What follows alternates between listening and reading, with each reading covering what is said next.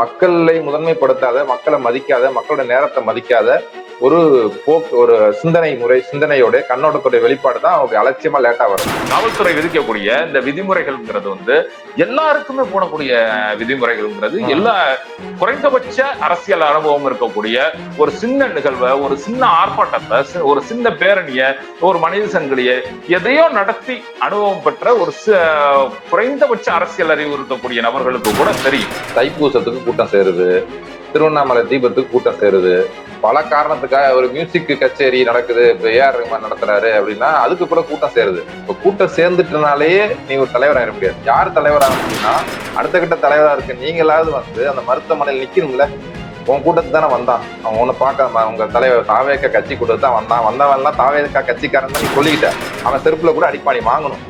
மக்கள் திட்டுவான், காரி துப்புவான், அவன் கூட்டத்துக்கு வந்து ஆச்சுன்னா அதை நீ எதிர்த்து அதை மக்கள்கிட்ட இருந்து கேட்டுக்கணும். திட்டு வாங்கினா திட்டு வாங்கிக்கணும். ஏன்னா உன் கூட்டத்துக்கு வந்து நடந்திருக்குது. நிக்கணும். நீ 20 லட்சம் கொடுக்குறியா 10 லட்சம் கொடுக்குறியான்றது முக்கியம் இல்ல. அவன் கண்ணீர்லையும் துக்கத்திலையும் சோகத்திலையும் நீ போய் நின்னாதான் அவனுக்கு கிளம்புனாங்கன்னு அர்த்தம். இப்ப பாஜகவுக்கு திமுகவுக்கு ரகசிய கூட்டு இருக்கு. அது என்ன ரகசிய கூட்டு இருக்கு? என்ன அண்டர் கிரவுண்ட் டீலிங் இருக்கு? பாஜக எந்த கொள்கையை அவங்க ஆதரிச்சு நாடாளுமன்றத்துல வாக்களிச்சாங்க, எந்த கொள்கையை எதிர்க்கல, எந்த கொள்கைக்காக உறுதியா போராடல, அதை சொல்லணும்ல மக்கள்கிட்ட. பெரியாரோட எந்த கொள்கையை ஏத்துக்கிறீங்க, பெரியாரோட எந்த கொள்கையை நீங்க ஏத்துக்கல? குழந்தைகள் வரக்கூடாது, பெண்கள் வரக்கூடாது, லொட்டு எல்லாத்தையும் இது பண்ண. அப்ப அந்த குழந்தைகளோட இருந்தாங்கல்ல, பெண்கள் வந்து நின்னாங்கல்ல, கர்ப்பிணி பெண்கள் இருந்தாங்கல்ல, என்ன நடவடிக்கை எடுத்த?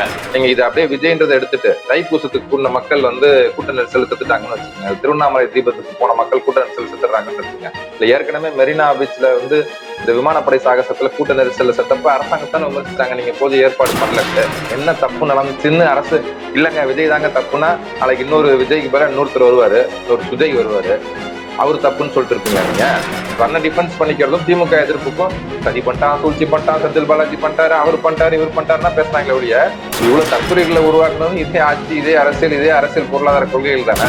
அப்ப நீங்க தற்குறியான சமூக விழிப்புணர்வு, சமூக பற்று இல்லாத ஒரு பெரிய மாணவர் பட்டாளத்தை தான் நீங்க அந்த கல்லூரி பள்ளின்ற உலைக்களத்துல போட்டு அவங்களதான் உருவாக்குறீங்க. நேத்து இரவு ஒரு நெஞ்ச புளியக்கூடிய ஒரு விஷயம் கரூர்ல நடந்திருக்கு. அப்பாவி தமிழ் மக்கள் 40 பேர் இறந்து போயிருக்காங்க கூட்ட நெரிசல்ல சிக்கி. இதுல வேதனை என்னன்னா பெண்கள், குழந்தைகள் அதிகம். 11 குழந்தைங்க வந்து இதுல இறந்து போயிருக்காங்க. தமிழ்நாடே வந்து ஒரு மரண ஓலம் கேட்கக்கூடிய நிகழ்வா இது மாறி இருக்கு. இன்னைக்கு தமிழ்நாட்டில் உள்ள மக்கள் அனைவரும் மனவேதனையோடு இது குறித்து விவாதிக்கக்கூடிய ஒரு நிலையில இருந்துகிட்டு இருக்காங்க. அதற்கு இடையில வந்து இவர் தான் காரணம், அவர் தான் காரணம்ட்டு பல்வேறு குற்றச்சாட்டுகள் முன்வைக்கப்பட்டுகிட்டு இருக்கு. விஜய் தான் காரணம், திமுக தான் காரணம், காவல்துறை தான் காரணம்ட்டு பல்வேறு குற்றச்சாட்டுகள் முன்வைக்கப்பட்டு. இந்த இடத்துல நாம சில விஷயத்த கண்டிப்பா ஆராய்ஞ்சு பார்த்தே தீரணும். இத்தனை உயிர்கள் பலி போனதற்கு காரணம் யாருங்கிறத வந்து கேள்வி கேட்டே ஆகணும். அது குறித்து விவாதிக்கிறதுக்கு தான், அது குறித்து பேசுறதுக்கு தான் நாம தமிழ் தேச மக்கள் முன்னணியின் ஒருங்கிணைப்பாளரான தோழர் செந்தில் அவர்களோடு இணைந்திருக்கிறோம். வணக்கம் செந்தில். வணக்கம். சரி, இப்ப 40 உயிர் கொல்லப்பட்டிருக்கு. சொல்லணும்னா இது ஒரு கொலை தான், படுகொலை தான். இதுல பச்சிளம் குழந்தைகள், பெண்கள் கூட்ட நெரிசல்ல சிக்கி இது விபத்து நம்மளால விவரிக்கவே முடியாது. இது ஒரு படுகொலை தான் சொல்ல முடியும். அந்த படுகொலைக்கு காரணமானவர்கள் விஜய் தான் காரணம் ஒரு தரப்பும், திமுகவோட அரசு தான் காரணம், காவல்துறை தான் காரணம், ஆம்புலன்ஸ் உள்ள விட்டதுதான் காரணம், தடியடி நடத்தினாங்க, கல்வீச்சு நடத்தினாங்கன்னுட்டு இப்படி பல்வேறு விவாதங்கள் நடந்துகிட்டு இருக்கு. இதுல பல விஷயங்கள் பொய்யாகவும் இருக்கு, பல விஷயங்கள் உண்மையாகவும் இருக்கு. இப்படியான சூழல்ல வந்து நாம இந்த விஷயத்த இவ்வளோ ஆயிரக்கணக்கான கண்மூடித்தனமான இளைஞர்கள் வந்து ஒரு தலைவனையோ ஒரு நடிகரையோ பார்ப்பதற்காக, சந்திப்பதற்காக அங்க குழுமக்கூடிய ஒரு நிகழ்வு இருக்குல்ல, இது ஒரு முக்கியமான அரசியல் நிகழ்வா பாக்குறோம். இத பத்தி பேசியே ஆகணும்னு நினைக்கிறேன். ஏற்கனவே நடந்த கூட்ட இப்ப IPL பெங்களூர்ல அவங்க RCB டீம் வந்து 18 வருஷம் கழிச்சு ஒரு போட்டியில ஜெயிச்சிருப்பாங்க அண்மையில ஜூன் மாசம். அந்த வெற்றியை கொண்டாடுறதுக்காக அங்க உள்ள பெங்களூர் சின்னசாமி ஸ்டேடியத்துல ஒரு விழா இது பண்ணுவாங்க. அதுல கூட்ட நெரிசல்ல 11 பேர் கிட்ட செத்துருவாங்க. அப்ப அது வந்து என்னன்னா கிரிக்கெட் மீதான ஒரு கண்மூடித்தனமான ஒரு ஈடுபாடு, ஒரு வெறின்னு கூட சொல்லணும். அதுல போய் ஒரு விளையாட்டுடைய வெற்றி அதுல அதை கொண்டாடுறதுக்கு போய் அந்த இடத்துல 11 பேர் செத்துருக்காங்க. கும்பமேளாவில் போய் அந்த ஆத்துல மூழ்கி இது பண்றதுக்கு, கடவுள் வழிபாடு செய்யறதுக்கு, அந்த ஹோலி டிப் புனித நீராட்டல் செய்யறதுக்கு அதுல வந்து நிறைய பேர் வந்து செத்து போனாங்க இந்த வருஷம் தான் பிப்ரவரியில. இப்ப எவ்வளவு பேர் செத்தாங்கன்னு கூட கணக்கெல்லாம் கூட பார்லிமெண்ட்லயே வந்து சொல்ல வேண்டிய கட்டாயம் ஏற்பட்டுச்சு. அதை வந்து மூடி மறைச்சு இது பண்ணிட்டு இருந்தாங்க. இப்ப இது மாதிரி வந்து ஒண்ணு கடவுள் நம்பிக்கை என்ற பேர்ல, அல்லது கிரிக்கெட் என்ற பேர்ல, அல்லது சினிமா தியேட்டர்ல கூட்ட நெரிசல்ல இதாகிற மாதிரி இது வந்து ஒரு திரை நாயகன். அவர் வந்து விஜய் வந்து ஒரு பெரிய சினிமா ஹீரோ. அவரை பார்க்கறதுக்காக சுட்டரிக்கும் வெயில்ல குழந்தை குட்டியோட போய் நின்று மணிக்கணக்கில் காத்திருந்து, ஒவ்வொரு ஊர்லயுமே மணிக்கணக்கில் காத்து தான் இருக்காங்க. இதுக்கு முதல் தடவை அவர் வந்து மக்கள் சந்திப்பு கூட்டத்துக்காக வரல. இதுக்கு முன்னாடியே திருச்சி, திருவாரூர், நாகை, அரியலூர், பெரம்பலூர்லாம் போய் கூட்டம் நடத்திட்டு தான் வந்திருக்காரு. அப்ப இங்கேயும் வந்து எல்லா இடத்துலயுமே நேரம் தவறி போயிருக்காரு. அப்ப மக்கள் வந்து ஒரு இந்த மாதிரியான கூட்ட நெரிசல்ல ஆபத்து, உயிர் போற ஆபத்து இருக்கு அப்படின்றத பத்தி ஒரு கவலையே இல்லாம ஒரு கண்மூடித்தனமா அங்க போய் வந்து இப்படி வந்து ஒரு ஒரு துன்பத்தை வர வச்சுக்கிட்டாங்க. ஒரு பக்கத்துல குழந்தைகள் எல்லாம் கூட, ஏன்னா ஒரு பக்கம் 2 பேருமே சொல்றாங்க, காவல்துறையும் குழந்தைகள், பெண்கள் நீங்க எல்லாம் வராதிங்க, குழந்தைகளோட வராதிங்க, கூட்ட நெரிசல் அதிகமா இருக்குன்னு நாங்க சொன்னோம், அறிவுறுத்தணும்னு சொல்றாங்க. இன்னொரு பக்கம் விஜய் நான் அறிக்கை கொடுத்தேன்னு சொல்றாரு. ஆனா குழந்தை இந்த இந்த ஒரு வெறித்தனமா வந்து இந்த கூடுற கூட்டம் தான் தனக்குள்ள மவுசு, தனக்குள்ள ஒரு செல்வாக்கு, அரசியல் செல்வாக்கு அப்படின்னு காட்ட விரும்புறதுனால அவங்களும் வந்து லேட்டா வராங்க. நிறைய பேர் வெளியில அறிக்கை கொடுத்தா கூட உள்ளூர வந்து இப்படி மக்கள் கூட்டத்துல வந்து நெரிசல்ல காத்திருக்கிறத தங்களுடைய ஒரு ஒரு சாதனையா, தங்களுடைய ஒரு அரசியல் செல்வாக்கா வெளில காட்டுறதுக்கு அவங்க முயற்சி பண்றாங்க. இதுல வந்து ஏற்கனவே வந்து பல ஊர்கள்ல கூட்டம் நடத்திருக்காரு. இதே மாதிரியான பெருந்திரளான கூட்டம் வந்து எல்லா இடத்துலயும் கூடி இருக்கு. அது அந்த இளைஞர்களோட கூட்டம் வந்து கூடுன இளைஞர்களோட கூட்டத்து மேல பல்வேறு குற்றச்சாட்டுகள் ஏற்கனவே வந்திருக்கு. வேளாங்கண்ணி சர்ச்சோட சொந்தமான ஒரு காம்பவுண்டு சவரை உடைச்சாங்க. பல்வேறு வீடுகள்ல வந்து மேல ஏறி கொட்டாயை உடைச்சிருக்காங்க.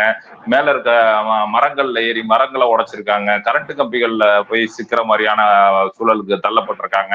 இது மாதிரி பல்வேறு சேதங்களை உருவாக்கக்கூடிய ஒரு கண்மூடித்தனமான இளைஞர் கூட்டம் வந்து கூடுதுங்கிறது விஜய்க்கு நல்லாவே தெரியுது. அப்படி இருக்க சூழல்ல 8:15 இங்க வந்து நாமக்கல்ல நேரம் கொடுத்திருக்கக்கூடிய விஜய் வந்து 8:45 தான் சென்னையில இருந்து கிளம்புறாரு. 12:30 மணிக்கு கரூர்ல சந்திப்பு கூட்டத்தை ஏற்பாடு பண்ணியிருக்கக்கூடிய விஜய் வந்து இங்க வந்து சேர்றதுக்கு 7:10 தான் இரவு வந்து சேர்றாரு. அப்ப திட்டமிட்டு ஒரு பெருந்திரளான கூட்டத்தை, கண்மூடித்தனமான கூட்டத்தை வந்து இங்க நிறுத்தி வச்சு அதன் மூலமா வந்து தன்னுடைய வலிமையை நிரூபிக்கிறதுக்கான முயற்சியா தான் இந்த வேலையை வந்து பண்ணியிருக்காருங்கிறது விஜய் மேல இருக்கக்கூடிய முக்கியமான குற்றச்சாட்டு. இவங்க அதாவது அடிப்படையில அவர் போன ஒரு கூட்டத்துல சொன்னாரு, இந்த மதுரையில போட்டியிடுறது நான் தான், மதுரை மாநாட்டுல மதுரை மேற்கு தொகுதி, மதுரை வடக்கு தொகுதி எல்லா இடத்துலயுமே விஜய் விஜய் விஜய், உங்க வீட்டுல ஒருவரான விஜய் நான் தான் போட்டிடுறேன். அப்ப கட்சியோடைய தொடக்கமும் அவர் தான், கட்சியோடைய முடிவு அவர் தான், விஜய் தான் தான் தான் மையம் அப்படின்னு நினைச்சுக்கிறாரு அவர். அப்ப அங்க மக்கள் கூடுற மக்களுடைய ஒரு காத்திருப்பு, மக்கள் தனக்காக காத்திருக்க நேருது அப்படின்ற பத்தி அவருக்கு எந்த மக்கள் மீது எந்த மதிப்பும் இல்லை. அவரை பத்தி அவர் பேசுறாரு. அதாவது நான் வந்து கரியரோட உச்சத்துல இருந்து அதை விட்டுட்டு அரசியலுக்கு வந்தேன், அப்ப நான் வந்து விட்டுட்டு வந்தேன், நான் தியாகம் பண்ணிட்டு வந்தேன், தன்னை பத்தி தான் அவர் பேசுறாரு ஒழிய மக்கள் தான் முதன்மையானவங்க, மக்கள் இப்படி காத்திருக்க வைக்க கூடாது, மக்கள் வெயில்ல நிக்க வைக்க கூடாது, நம்மளால அப்படி நடந்துடக்கூடாதுன்ற மக்களை முதன்மைப்படுத்தக்கூடிய ஒரு அரசியல் கண்ணோட்டமும் ஒரு தத்துவ பின்புலமும் வந்து அவருக்கு இல்லை. இப்ப இன்னும் சில பேர் என்ன வாதம் சொல்றாங்கன்னா, எங்க விஜய்க்காக மட்டுமா காத்திருந்தாங்க, விஜய் மட்டுமா லேட்டா வந்தாரு, எம்ஜிஆர் எல்லாம் கட்சி தருவாங்கன்னப்ப 3 நாளைக்கு நாங்க காத்திருந்து எம்ஜிஆரை பார்த்திருக்கோம், அல்லது வந்து கலைஞருக்காக வந்து தேர்தல் பிரச்சாரங்கள்ல நடுராத்திரியில வந்து லேட்டா வந்து கூட்டத்துல பேசுவாங்க, மக்கள் காத்துதான் இருப்பாங்க, அண்ணாக்காக காத்திருந்தாங்க. அதெல்லாம் என்னைக்கு 30 வருஷம், 20, 40 வருஷம், 50 வருஷம்.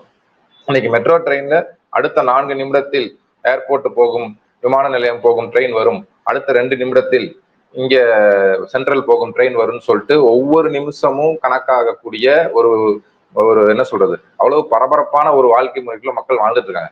இப்ப அது எம்ஜிஆர், இது எம்ஜிஆர் காலமும் கிடையாது, இது அண்ணா காலமும் கிடையாது, கலைஞர் காலமும் கிடையாது. இன்னைக்கு என்னைக்கும் மக்கள் தான் முதன்மை. இன்னைக்கு மக்களுடைய நேரம் முதன்மை. மக்களுடைய காத்திருக்க வைக்க கூடாதுன்றது உண்மை. அன்னைக்கு இருக்க மாதிரி பல மணி நேரம் காத்து வைக்கிற எந்த தலைவரையும் ஏதோ ஒரு நாள் ஒரு வாரம் லேட்டா வரனால மக்கள் அங்க வந்து நின்றுட்டு இருக்காங்க. இதுக்கு அடுத்தடுத்து வந்து இந்த இவரை தலைவரை மக்கள் பார்க்க மாட்டாங்க. இப்படி லேட்டா வந்தா இந்த காலமும் வேற காலம். அது வந்து அவருக்கு மக்களை முதன்மைப்படுத்தாத, மக்களை மதிக்காத, மக்களோட நேரத்தை மதிக்காத ஒரு ஒரு சிந்தனையோட கண்ணோட்டத்தோட வெளிப்பாடு தான் அவருக்கு அலட்சியமா லேட்டா வருது. அப்ப இப்பயுமே வந்து தான் அப்படி லேட்டா வந்தோம், அவர் வந்து அந்த இப்படி லேட்டா வந்து மக்கள் காத்திருக்க நேர்ந்துச்சு அப்படின்றத பத்தி அவங்க கட்சிக்காரங்க கூட வந்து அதை ஒரு சுய விமர்சனமா பாக்குறதோ, அதுக்காக வருத்தம் தெரிவிக்கிறதோ, இல்ல அதுக்கு அக்கௌண்டபிளா பொறுப்பு கூறதா இருக்கோ, இன்னும் அவங்களுடைய இதுல இருந்து அப்படி வரல. அவங்களுக்கு நம்ம கூட்டத்துக்கு வந்தா இப்படி ஆச்சுன்ற கவலை கூட அவங்களுக்கு வந்து இல்ல. இது உண்மையில பார்த்தா மற்ற பெங்களூரு ஐபிஎல் கூட்ட நெரிசலோ அல்லது கோவால ஒரு கோயில் திருவிழால ஒரு கூட்ட நெரிசல் நடந்துச்சு, அப்புறம் டெல்லி ரயில் நிலையத்துல ஒரு கூட்ட நெரிசல் சாவுகள் நடந்துச்சு, எல்லாத்த விட நம்பர் 40ன்றது வந்து அநியாயத்துக்கு அதிகமான நம்பர். இப்ப பல கட்சி தலைவர்களை சொன்னீங்க. எம்ஜிஆருக்காக காத்திருந்தாங்க, அண்ணாவுக்காக காத்திருந்தாங்க, கலைஞருக்காக காத்திருந்தாங்க. அன்னைக்கு தொடங்கி இன்னைக்கு வரைக்கும் இந்த திமுகவா இருக்கட்டும், அதிமுகவா இருக்கட்டும், பல்வேறு கட்சிகளா இருக்கட்டும், தமிழ்நாட்டுல இருக்கக்கூடிய பல்வேறு கட்சிகள் எல்லா தலைவர்களும் இது மாதிரி வந்து வேன்ல வந்து பிரச்சாரம் பண்றது, பொதுக்கூட்டங்கள் போடுறதுங்கிற மாதிரியான நிறைய வடிவங்களை வச்சுக்கிட்டு தான் இருக்காங்க. ஆனா இந்த தலைவர்களுக்கு வந்து இது மாதிரியான கூட்ட நெரிசல் வராதுக்கான முக்கியமான காரணம், இப்ப வந்து ஸ்டாலின் ஒரு ஊருக்கு ஒரு மாவட்டத்துக்கு பிரச்சாரத்துக்கு போறாருன்னா ஒரு மாவட்டத்துக்குள்ள 10 இடங்களை ஸ்பாட்டா பிக்ஸ் பண்ணுவாங்க. எடப்பாடி ஒரு இடத்துக்கு பிரச்சாரத்துக்கு போறாங்கன்னா இது மாதிரி வேன்ல இருந்து பிரச்சாரம் பண்றது ஒரு 10 இடம் 15 இடத்த பிக்ஸ் பண்ணுவாங்க. அதாவது மாவட்டத்தோட ஒவ்வொரு ஒன்றியங்களையும் 2ஆ பிரிச்சு அதை வந்து தனித்தனியா மக்கள் திரள வந்து பிரிக்கக்கூடிய ஒரு தன்மை வந்து அவங்கள்ட்ட இருக்கும். இந்த நிர்வாகிகள் வந்து அதை சரியா திட்டமிட்டு எப்படி மக்கள் வருவாங்க, எங்க இருப்பாங்க, எங்க நிப்பாங்க, இவங்க தலைவர்கள் எங்க நின்னு பேச போறாங்க, இந்த மக்கள் திரள வந்து எப்படி கட்டுப்பாட்டுக்குள்ள கொண்டு வரதுங்கிற வேலையை வந்து இந்த ஒர்க் அவுட் பிளானை வந்து இந்த நிர்வாகிகள் வந்து தெளிவா பண்ணக்கூடிய வேலையை வந்து நான் பல ஆண்டுகளா வந்து பார்த்திருக்கோம். எல்லா கட்சிகளும் இப்படிதான் பண்ணிட்டு இருக்காங்க. அப்படி இருக்க பட்சத்துல இங்க வந்து ஒரு தான் தான் முதன்மைங்கிற ஒரு நினைப்போட வரக்கூடிய தலைவர், அதற்கு கீழே இருக்கக்கூடிய பொறுப்பாளர்கள், இவர்கள் எல்லாம் வந்து எந்த ஒரு நிர்வாகத்திறனுமற்ற, எந்த ஒரு அடிப்படை பொறுப்புமற்ற ஒரு நிர்வாகிகளாக, ஒரு தலைவர்களாக இருக்கக்கூடியதா வந்து இந்த விபத்து வந்து வெளிப்படுத்துது. அதுதான் வந்து எந்த ஒரு திட்டமிடலும் இல்லாமல் ஒட்டுமொத்த மாவட்டத்தையும் இவ்வளவு கிரேஸ் இருக்கக்கூடிய ஒரு தலைவர் வரக்கூடிய, ஒரு நடிகர் வரக்கூடிய ஒரு கூட்டத்துக்கு ஒட்டுமொத்தமா வந்து ஒரு மாவட்டத்தையே ஒரே இடத்துல ஒரே சந்துல திரட்டக்கூடிய வேலையை பாக்குறாங்க. இவங்க என்னன்னா, நீங்க சொன்னது 100க்கு 100 உண்மை. இதை வந்து ரியலைஸ் பண்ணவே இல்லை. ஒரு 40 பேர் செத்து போனதுக்கு நம்மளோட திட்டமிடாத தன்மை ஒரு காரணம், நம்மளுடைய வடிவம் ஒரு காரணங்கிறத எந்த ஒரு ரியலைஸுமே பண்ணாம இவத வந்து ஸ்டாலின் இந்த இடத்துல பிரச்சாரம் பண்ணாரு, உதயநிதி இந்த இடத்துல பிரச்சாரம் பண்ணாரு, எடப்பாடி இந்த இடத்துல பிரச்சாரம் பண்ணாரு, அவருக்கு வந்து கொடுத்த இடத்த வந்து எங்களுக்கு ஏன் கொடுக்கல, அந்த இடத்த தாண்டி இன்னும் பல இடங்கள்ல அவங்க பிரச்சாரம் பண்ணாங்க. இன்னும் நிறைய குற்றச்சாட்டுகள் தொடர்ச்சியா வந்து தாவேகா தரப்புல இருந்து முன் வச்சுக்கிட்டே இருக்காங்க. என்னன்னா வந்து அதெல்லாம் வந்து நமக்கு பார்க்கும்போதே வேடிக்கையா இருக்கு. காவல்துறைகிட்ட அனுமதி கேட்டோம், நிறைய லிஸ்ட் போடுறாங்க, இதெல்லாம் வந்து விதிமுறைகளை கொடுக்குறாங்க, இந்த கண்டிஷன்ஸ் எல்லாம் வைக்கிறாங்கிற மாதிரியான நிறைய குற்றச்சாட்டுகளை வந்து அரசு மேல, காவல்துறை மேல வைக்கிறாங்க. காவல்துறை விதிக்கக்கூடிய இந்த விதிமுறைகள்ங்கிறது வந்து எல்லாருக்குமே போடக்கூடிய விதிமுறைகள்ங்கிறது எல்லா குறைந்தபட்ச அரசியல் அனுபவம் இருக்கக்கூடிய ஒரு சின்ன நிகழ்வை, ஒரு சின்ன ஆர்ப்பாட்டத்தை, ஒரு சின்ன பேரணிய, ஒரு மனித சங்கிலியை எதையோ நடத்தி அனுபவம் பெற்ற ஒரு குறைந்தபட்ச அரசியல் அறிவு இருக்கக்கூடிய நபர்களுக்கு கூட தெரியும்.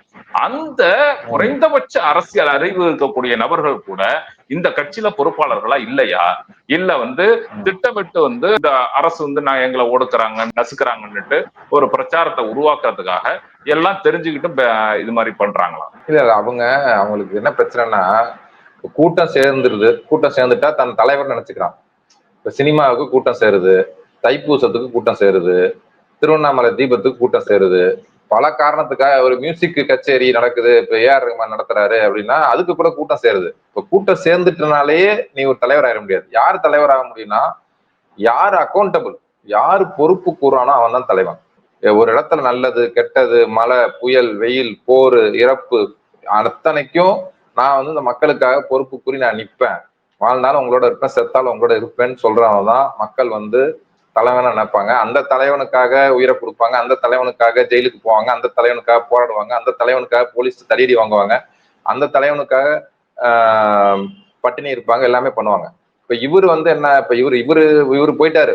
அதாவது இது மாதிரி வந்து இந்த அவர் பேசிட்டு இருக்கும் போதே அந்த கூட்டத்துல வந்து மக்கள் மயங்கி விழுவுறாங்க, எல்லாம் தெரியுது. வாட்டர் பாட்டில வீசிட்டு அவர் பாட்டுக்கு விமானம் ஏறி போறாரு. இந்த விமானத்துல கேக்குறாங்க 30 பேர் செத்துட்டாங்க சார், 30 பேர் செத்துட்டாங்க சார்ன்ட்டு அவர் வீட்டுக்கு போயிட்டாரு. இவர் வீட்டுக்கு போனது மட்டும் இல்ல, அந்த கட்சி அடுத்த கட்ட தலைவர்கள் புசி ஆனந்த், தயலாமணி, இந்த இவரு ஆதவ அர்ஜுனா, இவங்க யாரையுமே அந்த ஹாஸ்பிட்டல் பக்கம் காணோம். ஏன்னா நீங்க வந்து சரி விஜய் தான் போயிட்டாருப்பா, அடுத்த கட்ட தலைவரா இருக்க நீங்களாவது வந்து அந்த மருத்துவமனையில் நிக்கணும்ல. உன் கூட்டத்துக்கு தானே வந்தான், அவன் ஒண்ணு பார்க்க உங்க தலைவர் தாவேக்க கட்சி கூட்டத்து தான் வந்தான், வந்தவன் எல்லாம் தாவேக்கா கட்சிக்காரன் தான் நீ சொல்லிக்கிட்ட. அதாவது வந்தவன் எல்லாம் சினிமா ரசிக்கன், சும்மா ஒரு நாள் விஜயை பார்த்து போவோம் நம்ம ஊருக்கு வராருன்னு வந்தவனும் அதுல இருந்தான், வந்த பெண்களும் அதுல இருந்தாங்க. ஆனா அத்தனை பேரையும் உன்னுடைய வாக்காளர்களா நீ சொல்லிக்கிற வெளியில, உன்னோட கட்சி ஆதரவாளர்களா, உன்னோட வாக்காளரா, உன்னை ஆட்சிக்கு வர வைக்கிறதுக்காக வந்தவங்களா நீ வெளில சொல்லி பேசி பிரச்சாரம் பண்ணி இதை ஊதி பெருத்து நாங்க இத்தனை ஓட்டு வாங்குவோம்னு சொல்லிட்டு இருக்க. அவன் வந்து செத்து உயிருக்கு போராடிட்டு மருத்துவமனையில இருக்கான்னா அங்க போய் நீ நிக்கணும்ல. அவன் செருப்புல கூட அடிப்பானி வாங்கணும். மக்கள் திட்டுவான், காரி துப்புவான், அவன் கூட்டத்துக்கு வந்து ஆச்சுன்னா அதை நீ எதிர்த்து அதை மக்கள்கிட்ட இருந்து கேட்டுக்கணும், திட்டு வாங்கினா திட்டு வாங்கிக்கணும். ஏன்னா உன் கூட்டத்துக்கு வந்து நடந்திருக்குது, அதுக்கு நான் பொறுப்பு அப்படின்னு சொல்லணும். அங்க நிக்கணும். நீ 20 லட்சம் கொடுக்குறியா 10 லட்சம் கொடுக்குறியான்றது முக்கியம் இல்ல, அவன் கண்ணீர்லையும் துக்கத்திலையும் சோகத்திலையும் நீ போய் நின்னாதான் அவனுக்கு தலைமை தாங்கன்னு அர்த்தம். இப்ப இவங்களுக்கு தலைமைனா என்னன்னு தெரியல. அதாவது இவங்க என்ன நினைச்சுக்கிறாங்கன்னா, இப்படி வந்து கூடுற மக்கள் ஓட்டு போடுவாங்க, ஓட்டு போட்டா நாட்டுக்கு தலைமை தாங்கலாம் அப்படின்னு நினைக்கிறாங்க. என்ன நினைச்சுக்கிறாங்கன்னா, நம்ம சினிமாவே என்ன பிரச்சனைனா, ஒரு சாகசம், ஒரு நாயகன் 10,000 ஒரு 1000 பேர் அடிப்பான், 10,000 பறப்பான், வண்டி ஓட்டுவான். அங்க எப்படி நம்ம சினிமா வந்து ஒரு யதார்த்த சினிமாவா இல்லாம ஒரு ஒரு சாகசத்தை சொல்லக்கூடிய புராணங்கள்ல வர காப்பியங்கள்லயும் புராணங்கள்லயும் வர நாயகன் தன்மையில தான் தமிழ் சினிமாவே இருக்கு. அதுல இருந்து வரும்போது இவங்களை வந்து ஒரு சூப்பர் ஹீரோ மாதிரி நினைச்சுக்கிட்டு இது பண்ற தன்மை இருக்க ஒழிய லீடர்ஷிப்புக்கான குவாலிட்டி இல்ல. இந்த பிரச்சனையில அந்த கூட்டம் நடத்துறதுக்கு ஒரு வந்த நேரத்துல இருந்து கூட்டம் முடிஞ்சு இந்த நிமிஷம் வரைக்கும் ஒரு தலைமை தாங்கும் பண்புகளை விஜயோ அவங்க கட்சிக்காரங்களோ இது வரைக்கும் வெளிப்படுத்தல அப்படின்றது ஒரு ரொம்ப வருத்தத்துக்குரிய உண்மை. ஏன் வருத்தத்துக்குரிய உண்மைனா, உன்னை நம்பி ஆயிரக்கணக்கான பேர் ரோட்ல வந்து நின்னா, இன்னைக்கு ஆயிரக்கணக்கான பேர் நம்பிட்டு இருக்கான். ஆனா நீ அந்த நம்பிக்கைக்கு பாத்திரம் உள்ள, அதுக்கு தகுதியான ஒரு தலைமையா இல்ல அப்படின்றதுதான் நமக்கு வந்து கவலையா இருக்கு. யார நினைச்சுன்னா இவங்களை நம்பிட்டு இருக்காங்களே ஆயிரக்கணக்கான பேரு, அந்த மக்களை நினைச்சு நமக்கு கவலையா இருக்கு. இப்ப ஒரு அரசியலற்ற ஒரு இளைஞர் கூட்டம் வந்து திரளுது, அதுதான் விஜயோட மாசா இருக்கு. அப்படி இருக்க பட்சத்துல அந்த அரசியலற்ற கூட்டத்தை அரசியல்படுத்துவதற்கான எந்த ஒரு முயற்சியும் வந்து விஜய் தரப்புல இருந்து இல்ல, தாவாக தரப்புல இருந்து இல்லைங்கிறது தான் வெளிப்படையா தெரியுது. என்னன்னா, ஒரு 10 மாசத்துக்கு முன்னாடி ஒரு மாநாடு நடந்துச்சு. அந்த மாநாட்டுல பேசப்பட்ட அளவுக்கு கூட அரசியல் வந்து கடந்த மாநாட்டுல பேசப்படல. அதுக்கு பிறகு நடத்தக்கூடிய இந்த ரோட் ஷோ, மக்கள் சந்திப்பு இயக்கம், இந்த இயக்கத்துல எல்லாம் எந்த விதமான அரசியலையும் பேசப்படல. அந்த முதல் மாநாட்டுல நடந்தது அப்ப கூட வந்து பெரியாரோட அரசியல், அந்த அரசியல்னுட்டு லைட்டா ஏதோ மைல்டா சில அடையாளங்களை காட்டப்பட்டுச்சு, சில அரசியல பேசப்பட்டுச்சு. அதன் பிறகு மீண்டும் அடுத்தடுத்து நடக்கக்கூடிய இது வந்து டீபொலிட்டிசைஸ் பண்ணக்கூடிய ஒரு அரசியலற்ற இளைஞர் கூட்டத்தை மேலும் அரசியலற்ற இளைஞர் கூட்டமாக மாத்துறதுக்கான வேலையை தான் வந்து இந்த விஜயும் தாவேக்காவும் தொடர்ச்சியா பண்றதா நான் கருதுறேன். ஏன்னா முன்னாடி இருந்த பேசின அரசியல் கூட இப்ப பேசுறதுக்கு தயாரா இல்ல. இதே மாதிரியான ஒரு கூட்டம் விசிலடிச்சாங்குஞ்சுகளாக ரசிகர் கூட்டமாக இருந்தால் மட்டும்தான் நமக்கு ஓட்டு கிடைக்குங்கிற மாதிரியான ஒரு நிலைக்கு வந்து இந்த கட்சி போயிடுச்சா?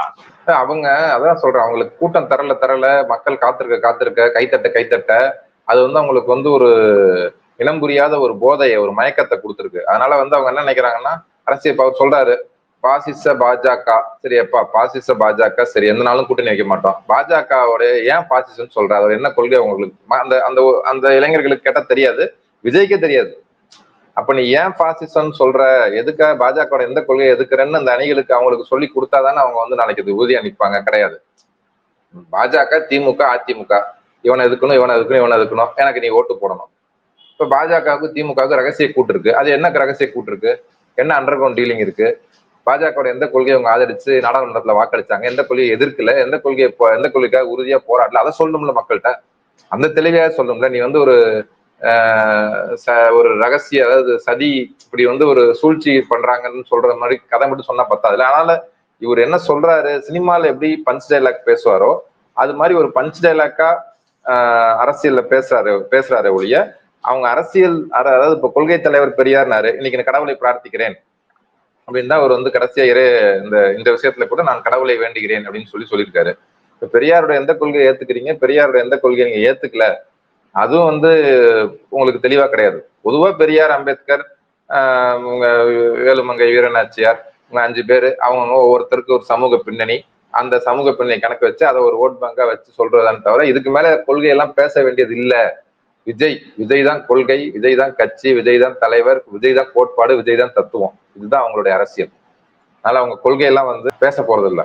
நாம இப்ப தொடர்ச்சியா பாத்துக்கிட்டு இருக்கோம் பல்வேறு அரசியல் கட்சிகள். இப்ப தமிழ்நாட்டுக்குன்னு ஒரு அரசியல் வரலாறு இருக்கு.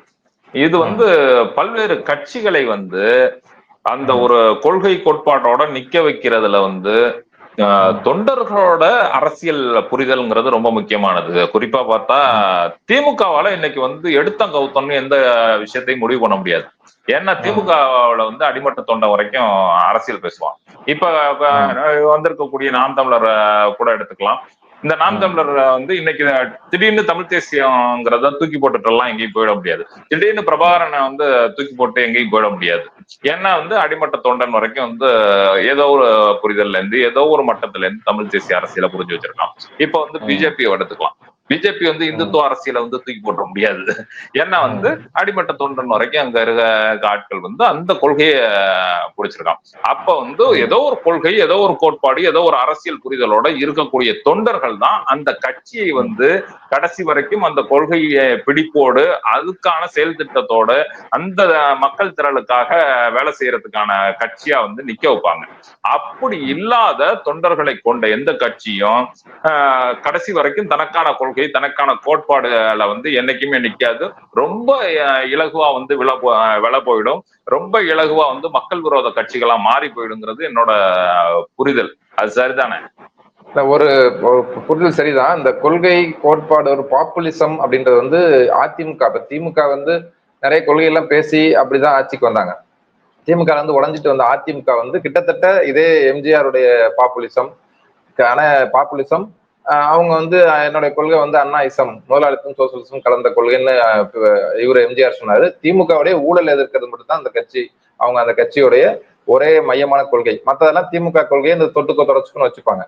அதோடைய தொடர்ச்சியா தான் விஜயகாந்த், இப்ப விஜய், இவங்க எல்லாருமே வரிசையா வராங்க. இவங்க என்னன்னா திமுக அதோடைய கொள்கையை கூடவோ குறைய வச்சுக்கிட்டு திமுகவுடைய ஊழல் நாங்க எதிர்க்கிறோம் அப்படின்னு, ஊழல், குடும்ப அரசியல் இதை எதிர்க்கிறோம்னு சொல்லிட்டு வராங்க. அதேதான் அதை ஒரு கொள்கைன்னு வேற நினைக்கிறாங்க. உங்களுடைய அரசியல் பொருளாதார கொள்கை என்ன, எப்படி நீ வறுமையை ஒழிப்ப, எப்படி மக்களுக்கு சோறு போடுவ, எப்படி மக்களுக்கு வாழ்வாதாரத்தை, வேலையை உறுதி செய்வ சொல்றாரு. வேற என்ன சொல்ல முடியும்? ஒரு மனிதனுக்கு வந்து சோறு தேவை, நல்ல ஆரோக்கியம் தேவை. சரி, எப்படி நீ மருத்துவத்துக்கு பணம் செலவு பண்ணுவ, எப்படி வந்து தனியார் மயத்தை இது பண்ணுவ, அதெல்லாம் எந்த இதுவுமே கிடையாது. அப்ப என்னன்னா மக்களுக்கு ஏற்கனவே இருக்கக்கூடிய கட்சி மேல உள்ள அதிருப்தி இருக்கு. அந்த அதிருப்திக்கு இப்படி வந்து கலர்ஃபுல்லா பேசினா போதும். அவங்க ஒரு அதிமுகவுடைய ஒரு தொடர்ச்சி தான். ஆனா என்ன ஒரு வேறுபாடுன்னா, அதிமுகவுக்கு ஒரு கட்சி கட்டமைப்பு இருந்துச்சு, திமுக வந்து உடைச்சிட்டு வந்தனால. அப்படியான ஒரு கட்சி கட்டமைப்பு உங்களுக்கு கிடையாது. இந்த கட்சின்ற ஒரு அமைப்பை கட்டின அனுபவம், அதை வந்து இது பண்ணக்கூடிய ஒரு கட்டமைப்பும் வந்து இவங்க தாவேக்காக்கு கிடையாது. அதுதான் வேறுபாடு. பட் ஆனா தமிழ்நாட்டுடைய அரசியல்ல ஒரு கொள்கையற்ற ஒரு பாப்புலிஸ்ட் அரசியல் அப்படின்ற ஒரு போக்கு வந்து ஏற்கனவே இருக்கு. அந்த போக்குடைய தொடர்ச்சி தான். அந்த போக்கு நமக்கு வந்து திமுகவை எதிர்த்து திமுகவோட முற்போக்கான ஒரு கட்சி இந்த நாட்டுல உருவாகணும். திமுக மாதிரி சமரசம் செய்யாத, திமுகவோட அதிக ஒரு முற்போக்கான ஒரு சரியான அரசியல் பொருளாதார கொள்கைகள் கொண்ட ஒரு கட்சி உருவாகணும். அதிமுகவை ரீப்ளேஸ் பண்ணிட்டு உருவாகணும். ஆனா அதிமுகவை ரீப்ளேஸ் பண்றதுக்கு இப்ப விஜய் வந்து அதிமுக தான் ரீப்ளேஸ் பண்ண பாக்குறாரு. ஆனா அப்படி வரக்கூடிய கட்சிகள் அதே அதிமுக தன்மையிலேயே அரசியல் நீக்கம் செய்யப்பட்ட, அல்லது வந்து இந்த கொள்கைகள் எல்லாம் பின்னுக்கு தள்ளிட்டு ஒரு பாப்புலிச தன்மையில ஊழல் எதிர்ப்பு மட்டும் மையமிட்ட கட்சிகளா வந்து வராங்க. அதுதான் நமக்கு ஒரு சாபக்கேடா இருக்கு.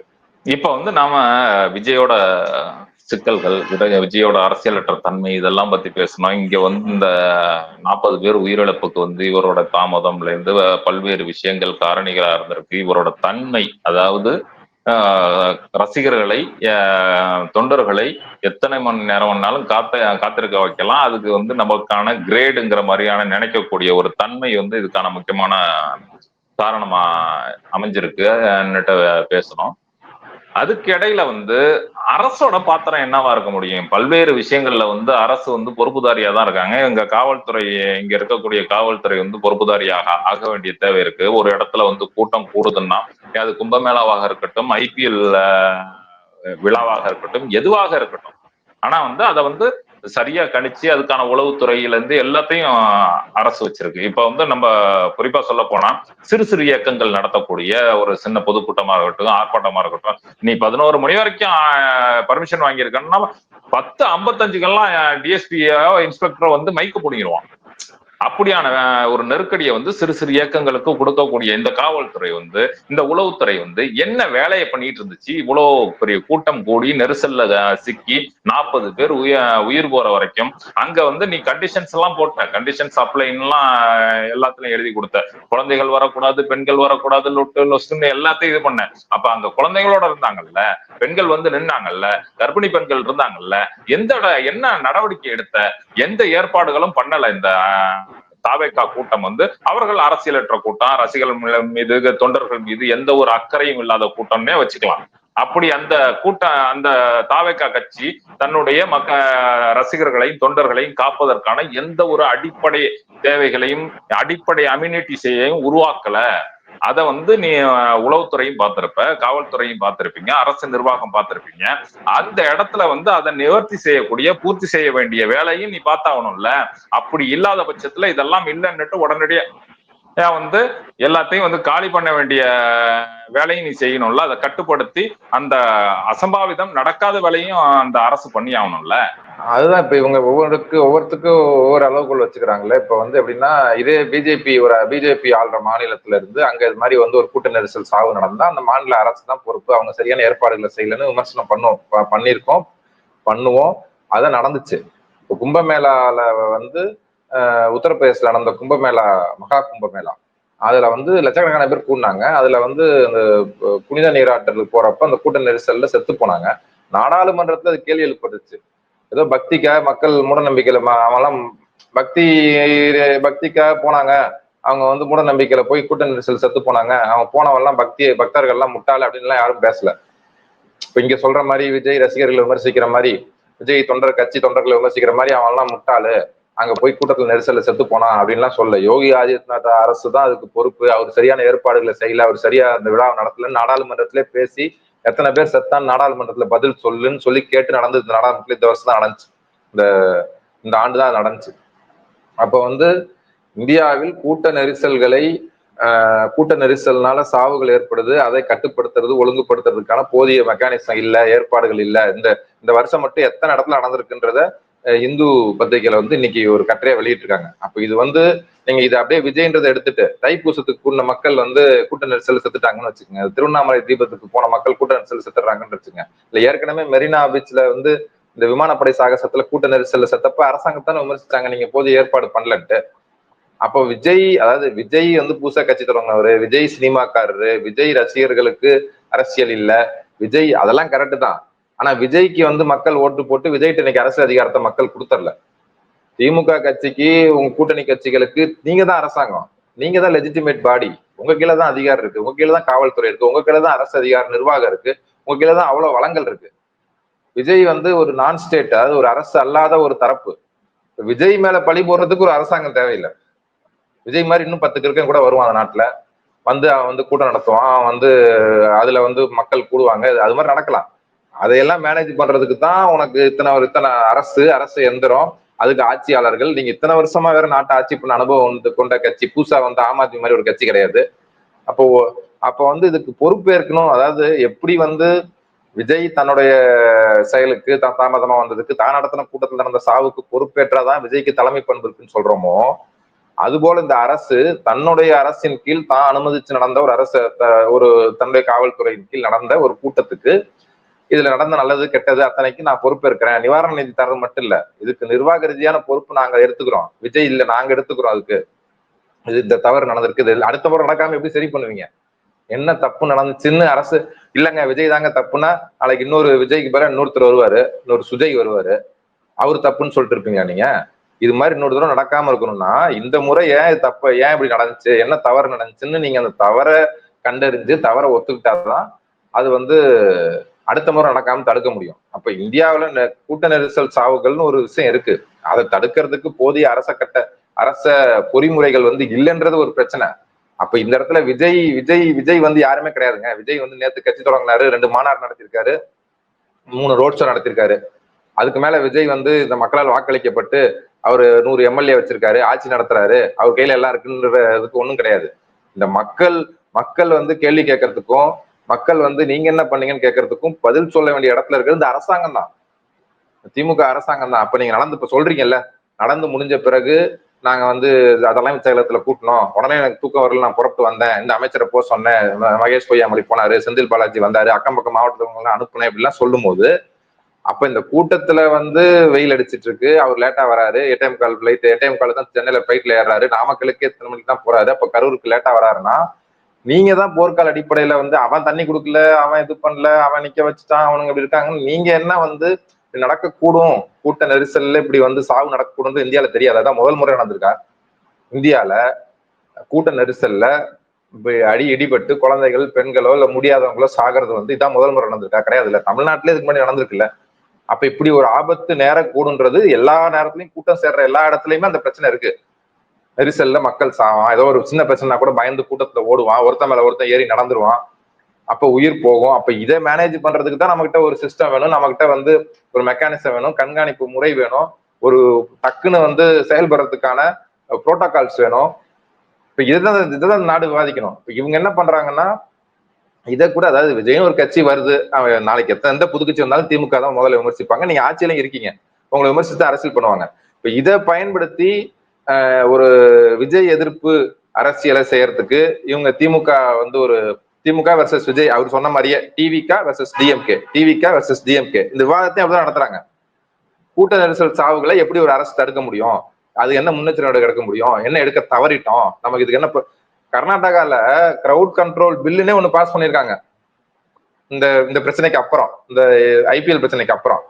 அப்ப நீ இதுக்கு அதுல கூட வந்து கூட்டம் நடத்த வந்து இதுக்கு ஃபைன் கட்டணும், அவன் பொறுப்பேற்கணும், பொது சொத்து சேதமானா அவன் இது பண்ணணும். இப்ப நீதிமன்றத்துல விஜய் கூட சொன்னாங்க, பொது சொத்து சேதப்படுத்த அவன் வந்து காசை வாங்க அப்படின்ட்டு. இப்ப இதுக்கு வந்து ஒரு சட்டம், ஒரு பில்லு வந்து கர்நாடகால பாஸ் பண்ணிருக்காங்க. இப்ப நீங்க எப்படி இதை வந்து நடக்காம தடுக்கிறதுக்கு என்ன செய்ய முடியும் அப்படின்றத வந்து அதை நோக்கி இந்த நாடும் நம்ம மக்களும் நாமும் வந்து அதை நோக்கி விவாதிச்சாதான் இனிமேல் நடக்காம தடுக்க முடியும். இது ஏதோ விஜய் அதாவது விஜய வந்து காலி பண்றதுக்கு கிடைச்ச ஒரு நல்ல வாய்ப்புடா, அப்பா 40 பேர் செத்துட்டான்ப்பா, இதை வச்சு விஜய் அடின்னு அடிப்போம் அப்படின்னு தான் யோசிக்கிறாங்களே ஒழிய, விஜய்க்கு வந்து கொள்கை இல்லைன்னு தெரியும், விஜய்க்கு வந்து கட்சி கட்டமைப்பு இல்லைன்னு தெரியும், விஜய்க்கு வந்து ஃபாலோவர்ஸா இருக்க தொண்டர்கள் வந்து பெரிய கொள்கை அடிப்படை கொண்டவங்க கிடையாது, ரசிகர்கள்லாம் தெரியும். அப்படி இருக்க விஜய வந்து தோக்கடிக்கிறதுக்கோ வீழ்த்துறதுக்கோ உங்களுக்கு 1000 களங்கள் இருக்கு. இதுல 40 பேர் செத்துட்டான் கூட்ட நெரிசல்ல போய். இது வந்து கூட்ட நெரிசல் சாவுன்றது அடிக்கடி நடக்குது. கோயிலுக்கு போய் சாவறான், விளையாட்டு போட்டு போய் சாவறான், சினிமாவுக்கு போய் சாவறான், இது மாதிரி அரசியல் கூட்டங்கள்ல போய் சாவறான். இப்ப இதை தடுக்கிறதுக்கு நம்ம அரசுகிட்ட என்ன மெக்கானிசம் இருக்கு, அது என்ன தவறிட்டோம் அப்படின்னு யோசிச்சாதான் ஒரு அறிவுபூர்வமான ஒரு அது விவாதமா இருக்கும். இதை பயன்படுத்தி எப்படி இவனை காலி பண்ணுவோம் அப்படின்ற கோணத்துல மட்டும் யோசிச்சா அவன் அப்படிதான். இதை பயன்படுத்தி எப்படி நம்மளோட தன்னை டிஃபென்ஸ் பண்ணிக்கிறதும் திமுக எதிர்ப்புக்கும் சதி பண்ணிட்டான், சூழ்ச்சி பண்ணிட்டான், செந்தில் பாலாஜி பண்ணிட்டாரு, அவர் பண்ணிட்டாரு, இவர் பண்ணிட்டாருன்னா பேசுறாங்களே ஒழிய, அவங்க எப்படி பேசுறாங்களோ அதுக்கு இணையாதான் இந்த பக்கம் இருக்காங்களே ஒழிய, அதை விட நாங்க மேம்பட்டவங்க பொறுப்பு கூறுறதில்ல அப்படின்ற மாதிரி இவங்களுடைய அணிகள் வந்து இல்ல. அணிகளை விடுங்க, அவங்க வந்து திமுக ஆதரவு நிலையில இருந்து பேசுறவங்கள விட்டுருவோம். இப்ப அரசாங்கம் தான் அதுக்கு பதில் சொல்லணும். இப்ப சித்தராமையா வந்து இவங்களை மாதிரி ஒரு நபர் ஆணைய அமைச்சர், இந்த ஐபிஎல் ஜூன் மாசம் நடந்த அந்த சின்னசாமி ஸ்டேடியத்துல நடந்த கூட்ட நெரிசல் ஒட்டி நடத்தாரு. ஆனா பெங்களூர் அசிஸ்டன்ட் கமிஷனரை வந்து அவர் வந்து சஸ்பெண்ட் பண்ணார், உடனே பண்ணார். உளவுத்துறை அதிகாரியை சஸ்பெண்ட் பண்ணாரு. ஒரு இன்னொரு அரசு அதிகாரி செக்ரட்டரியேட் லெவல்ல, செக்ரட்டரியேட்டுக்குள்ள இருக்க ஒரு அரசு செக்ரட்டரியை வந்து அவர் வந்து டிரான்ஸ்பர் பண்ணாரு. இதை செஞ்சுட்டு தான் அவங்க வந்து ஆணையம் அமைச்சாங்க. செஞ்சது சரின்ற ஒரு அக்கௌண்டபிலிட்டி கவர்மெண்ட்டுக்கு வந்து அந்த இடத்துல எந்த அதிகாரி இருந்தாலும், ஒரு காலேஜ்ல ஒரு ஸ்கூல்ல எவனா கூட்டுக்கு மதவாதியை கூட்டு எடுத்து அந்த அந்த ஹெட் மாஸ்டரே பிரின்சிபலையோ ஹெட் மாஸ்டரை வந்து பணியிட இடமாற்றம் பண்றாங்கல்ல. கல்வினா அவங்கள பொறுப்பாக்குறாங்க, ஆசிரியரை பொறுப்பாக்குறாங்க, தலைமை ஆசிரியரை பொறுப்பாக்குறாங்க, மருத்துவர்னா அந்த மருத்துவ உயரதிகாரியை பொறுப்பாக்குறாங்க. ஆனா காவல்துறை தப்பு பண்ணா காவல்துறை உயரதிகாரியை பொறுப்பாக்கணும்ல. அப்ப அது வந்து இவங்களுக்கு இந்த அரசு கட்டமைப்புன்ற வகையில காவல்துறையை வந்து அவங்க எந்த இடத்துலயும் வந்து கைவிடுறது இல்லை. காவல்துறை வந்து பாதுகாக்கிறது தான். அது ஸ்டெர்லைட் துப்பாக்கி சூடுல இருந்து இதே அருணா ஜெகதீசன் ஆணையம் வந்து ஸ்டெர்லைட் துப்பாக்கி சூடு நடந்து முடிஞ்சு என்னென்ன அதிகாரி உயர் அதிகாரி இந்த கபில்குமார் சரத்கர் இது போன்ற உயர் அதிகாரிகள் தான் வந்து துப்பாக்கி சூடுக்கு வந்து ஆணையிட்டவங்க. அவங்க மேல நடவடிக்கை எடுக்கணும்னு சொன்னாங்க. ஒன்னும் எடுக்கலையே. நாங்க துறை வாரியா விசாரிச்சோம், அது பண்ணணும்னு ஒரு ஒப்புக்கு ஒரு கடிதம் வந்து கொடுத்தாரு சீஃப் மினிஸ்டர். ஆனா எந்த நடவடிக்கையும் அவங்க மேல எடுக்கல. அதே உயர் அதிகாரிகள் உயர் பொறுப்புகள் அதோட ப்ரொமோஷன் வாங்கிட்டு தான் அவங்க நீடிச்சிட்டு இருக்காங்க. அப்ப இதுவும் இந்த இந்த ஆணையத்துடைய முடிவும் அப்படிதான் இருக்கும்னு நமக்கு வந்து ஒரு சந்தேகம் வருது. அவங்க வந்து யார் மேல காவல்துறை உயர் அதிகாரிகள் மேல நடவடிக்கை எடுக்க போறாங்களான்னு வருது. நீங்க உடனே உங்களுக்கு ஒரு அறம் சார்ந்த ஒரு மாரல் ஒரு தார்மீக பொறுப்பு இருக்கு அப்படின்னா உடனே காவல்துறை குறைந்தபட்ச மாவட்ட கண்காணிப்பாளர் எஸ்பி அளவுல வந்து நீங்க வந்து டக்குன்னு இதுக்கு வந்து பொறுப்பேற்று அவங்கள வந்து பணியிடை நீக்கம் செய்யணும். அப்பனா அடுத்த முறை அவன் வந்து பதறுவான். ஏன்னா இந்த 40 உயிர் தான் முக்கியம், ஒரு எஸ்பி போஸ்டிங் முக்கியம் கிடையாது. இங்க இது வரை நடந்துடக்கூடாதுன்ற இது பயம் வந்து அப்பதான் ஒரு எஸ்பியையும் மாவட்ட ஆட்சியரையும் பணியிட மாற்றம் பண்ணுங்க, அடுத்த முறை இப்படி சொல்லுவானான்னு பார்ப்போம். விஜய் காரணம் அவன் காரணம் அதனால சத்தாங்க மக்கள்கிட்ட. அவன் ஐயோ நமக்கு வந்து பாதிப்பு வந்துடும் சொல்லிட்டு அவன் நிற்பான். அந்த இடத்துல வந்து மக்களை எப்படி பாதுகாக்கணும்னு நிற்பான். அவ்வளவு ரிசோர்ஸ் இருக்கு. நீங்க வந்து ஒரு இடத்துல வந்து ஒரு ஒரு போராட்டம் நடக்குது, அவங்களை கலைக்கணும்னா அவ்வளவு ரிசோர்ஸ் நீங்க இறக்கி பண்றீங்க. மக்களை அடிக்கிறதுக்கும் விரட்டுறதுக்கும் துரத்துறதுக்கும் நசுக்கிறதுக்கும் நீங்க அவ்வளவு ரிசோர்ஸை யூஸ் பண்றவங்க மக்களை பாதுகாக்கிறதுக்கு அந்த வளங்களை யூஸ் பண்ணா என்னன்னு கேக்குறேன். அதனால இது வந்து ஒரு எப்போ உலகத்திலே சரி ஸ்டேட் ஆக்டர் நான் ஸ்டேட் ஆக்டர் அரசு அல்லாத சக்தின்னு வந்து பிரிச்சுதான் பாக்குறாங்க.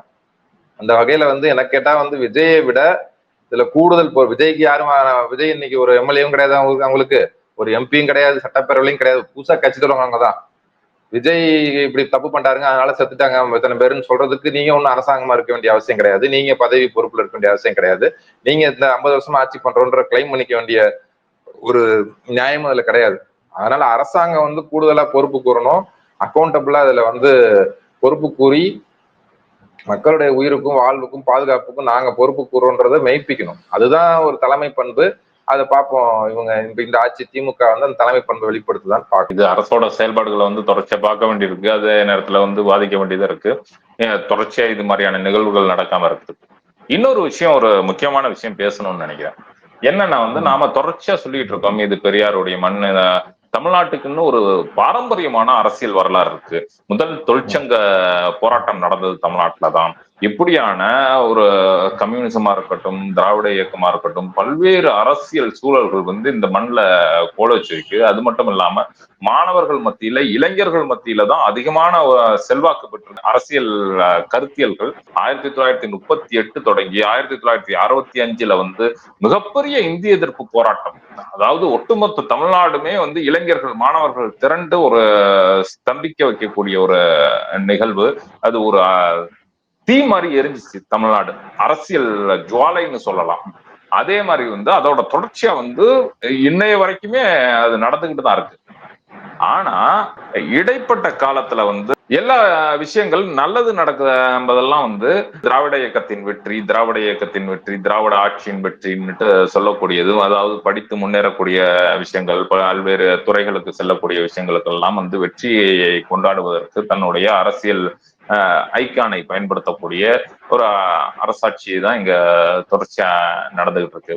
ஒரு காலகட்டத்துல வந்து எம்ஜிஆருக்கு கூடுன கூட்டங்கிறது ஒரு பாமர கூட்டம், அது வந்து படித்தவர்கள் கூட்டம் கிடையாது. ஆனா இன்னைக்கு வந்து படிச்சவன், நல்ல டிகிரி முடிச்சவன், பல்வேறு வேலைகள்ல இருக்கக்கூடிய இளைஞர் கூட்டம் வந்து, பெண்கள் கூட்டம் வந்து இப்படி வந்து ஒரு அப்பொலிட்டிக்கலா எந்த ஒரு அரசியல் அறிவும் மற்றும் இங்க திரள்றாங்கன்னா, இங்க தமிழ்நாட்டுல என்ன நடந்திருக்குங்கிறது ஒரு கேள்வி இருக்குல்ல. முன்னாடி வந்து அரசியல் விழிப்புணர்வோடு இருந்த மாணவர்கள், முன்னாடி வந்து அரசியல் விழிப்புணர்வோடு இருந்த இளைஞர்கள் இப்ப அரசியலற்ற நபர்களாக மாறி இருக்காங்கன்னா, இங்க இருக்கக்கூடிய ஆட்சி ஆண்ட இந்த கட்சிகளுடைய செயல்பாடுகள் தானே இதுக்கு காரணம்னு பார்க்க முடியும். ஆமா, ஏன்னா நீங்க வந்து நாங்க இத்தனை டாக்டர் ஆக்கியிருக்கோம், இத்தனை பேர் சயின்டிஸ்ட் ஆக்கியிருக்கோம், இத்தனை பேர் ஜிஆர் ரேஷியோ 52 இருக்கு, இந்தியாவில எவ்வளவு பேர் பட்டப்படிப்பு படிக்கிறாங்க அப்படின்னு நீங்க வந்து ஒரு லிஸ்ட் கொடுத்து இதெல்லாம் எங்களுடைய சாதனைகள்னு சொன்னீங்கன்னா, இவ்வளவு பேர் தற்குறி, இந்த விஜய் ரசிகர்கள் வந்து தற்குறிகள் விமர்சிக்கிறாங்க. இவ்வளவு தற்குறிகளை உருவாக்குனதும் இதே ஆட்சி, இதே அரசியல் பொருளாதார கொள்கைகள் தானே.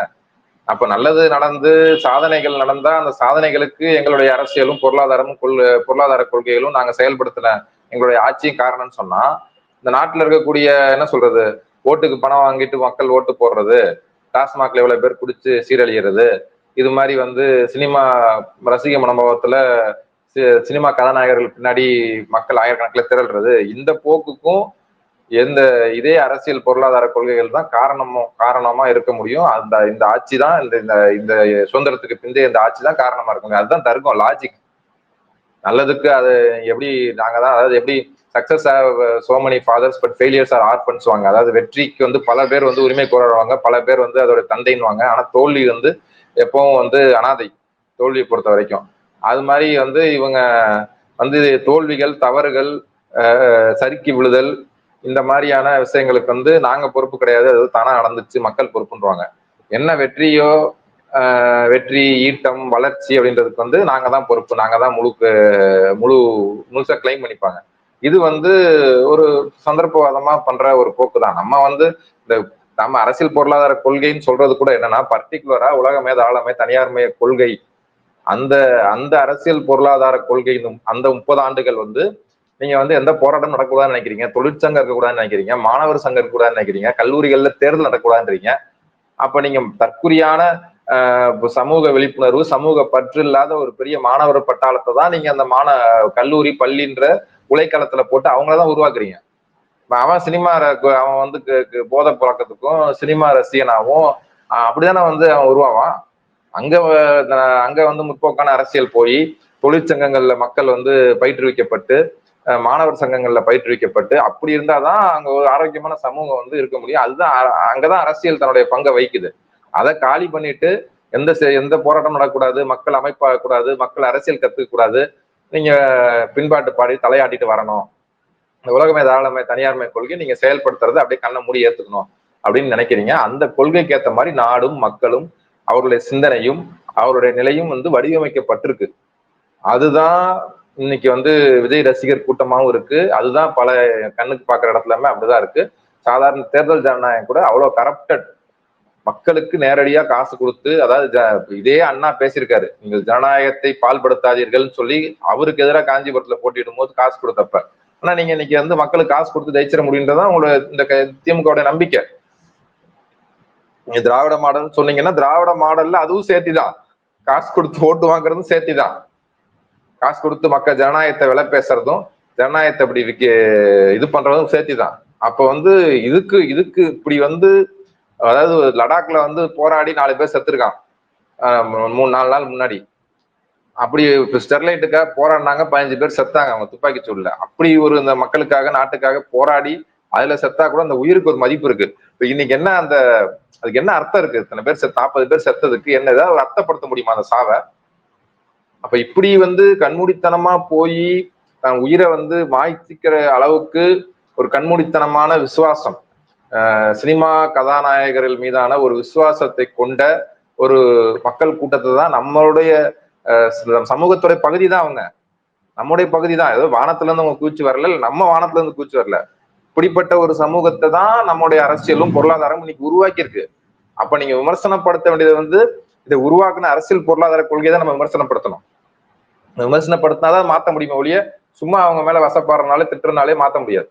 இந்த 40 உயிர்கள் பலி போயிருக்கு. அதுக்கு வந்து ஒருத்தர் குற்றச்சாட்டுகள் சொல்லிட்டு இருக்காங்க. அதே நேரத்துல வந்து இதன் மூலமாக தன்னுடைய அரசியல் லாபத்தை, இந்த தன்னுடைய அரசியல் மைலேஜை யார் எப்படி பெருக்கிக் கொள்வது என்ற ஒரு போட்டி களமாக இது தமிழ்நாடு மாறி இருக்கிறது இந்த உயிர் பலிக்கு இடையில. அப்படி இருக்க சூழல்ல இந்த மாதிரியான ஒரு பழி, அதாவது அப்பாவி மக்களோட பழி இனிமேல தமிழ்நாட்டில் நடக்கக்கூடாது என்பதற்காக அனைவரும் சிந்திக்க வேண்டிய தருணம் இது. அரசு நிர்வாகம் எப்படி செயல்பட வேண்டும், அந்த கூட்டத்தை ஏற்பாடு செய்யக்கூடியவர்கள் எப்படி செயல்பட வேண்டும், ஒட்டுமொத்தமாக அனைவரும் எப்படி இணைந்து செயல்பட வேண்டும். இனிமேலும் இது போன்ற உயிரிழப்புகளை தமிழ்நாட்டில் நடக்க விட மாட்டோம் என்ற உறுதிமொழியோடு இந்த கூட்டத்தில் பங்கெடுத்த தோழர் செந்தில் அவர்களுக்கு நன்றி கூறி இதுவரை இந்த விவாதத்தை பார்த்து கொண்டிருந்த அனைத்து மக்கள் முன்னணி வாசகர்களுக்கும் நன்றி கூறி விடைபெறுகிறேன். நன்றி செந்தில். நன்றி அருண்.